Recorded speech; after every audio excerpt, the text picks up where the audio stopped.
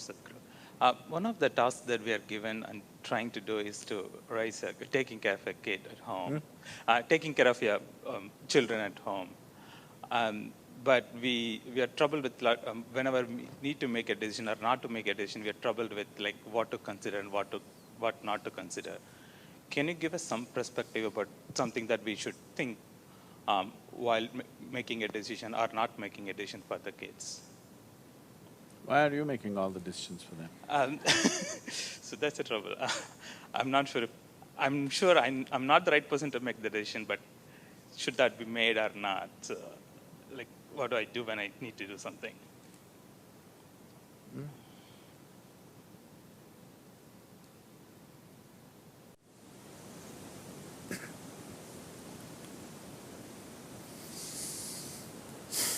First thing we need to understand is children only come through you. They don't come from you. They're not your property to be conducted whichever way you feel fit. No, they are not. If you treat them as your property or your future investment, if you treat them as such, you are committing a certain sacrilege against creation and the Creator, for which there will be a price. Simply it'll come in the form of life, or maybe it'll come in the form of your children, the price. Yes, it'll be very unfortunate to see that. I'm saying this, a very cruel thing to say to any parent, but I'm saying this because it's a very cruel thing to parent a child. A child doesn't need that. But please see, in so many ways you're doing everything possible to see that he remains dependent on you in some way or the other. You're not thinking of liberating him. So, the moment you start working, you want your children to be attached to you, isn't it? Well, you yourself open Bhagavad Gita and read and say, you should not be attached, I should not be attached. You tell your wife, see, don't be attached to me. But your children, you want them attached to you. So, before you choose to have children, you must think about these things, but if already it has happened, now at least now you must think about it properly, seriously. One thing is, if you want to produce something little better than yourself to the world, it's important. If you produce a child, it must be at least one step better than you, isn't it? The same nonsense is going to happen once again. What's the point?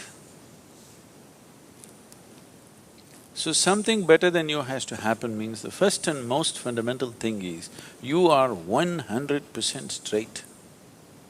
Even if it's embarrassingly straight, you're 100% straight is important. This is something very hard for most parents because that's the only place where they get to boss around. They have a committed audience in their children. Wherever else they speak, nobody will listen to them. Children till they become 12 years of age, 13 is dangerous. Till they become 12 years of age, you have a committed audience. You're losing that also, many of you, much earlier, isn't it? Yes, much earlier you're losing it. So, how old are they? Huh? Okay, there's enough room for correction. You must do this. Stop parenting them. What they need is some good company, not a bloody boss walking around in the house. Yes or no? When you were growing up, did you like it? Being talked down to, did you like it? No. So what they need is a friend. They don't need a bloody father and mother. That job is already done.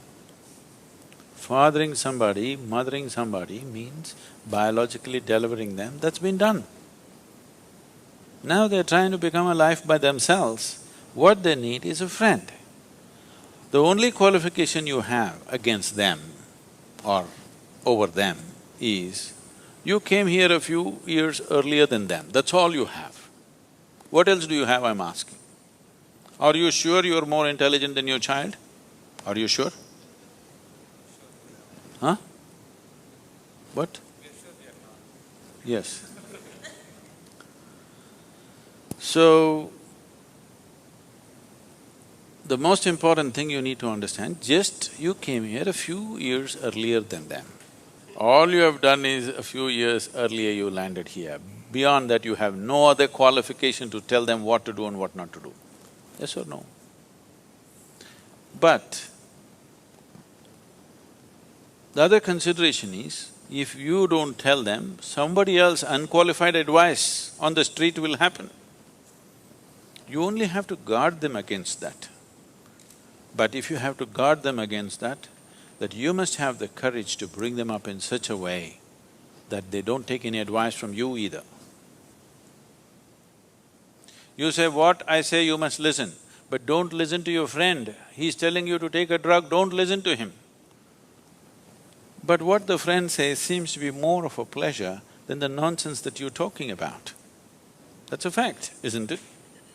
So it's not going to work. If you bring up your child with such a fierce sense of his own intelligence and his own decisions, then you will see, he will seek help, because he will very easily realize that his intelligence, his understanding is not good enough for everything.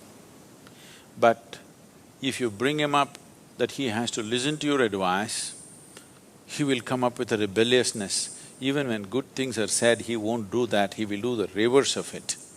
This is something that most parents are experiencing, isn't it? He wants to do just the reverse of it, just to feel independent, because he doesn't know what it means to be independent. So, 4 is not bad. Now, you can start treating them as just one more person, not as my child, it is not yours, I'm telling you. At the most, you're given some genetic substance to create a body. You can't create a life, don't have such grandiose ideas about yourself. You cannot create a life. You just provided some substance, some genetic substance to make a body, yes? That too, you did not think about all these things. Out of your own compulsions, you do something and they land up. Yes?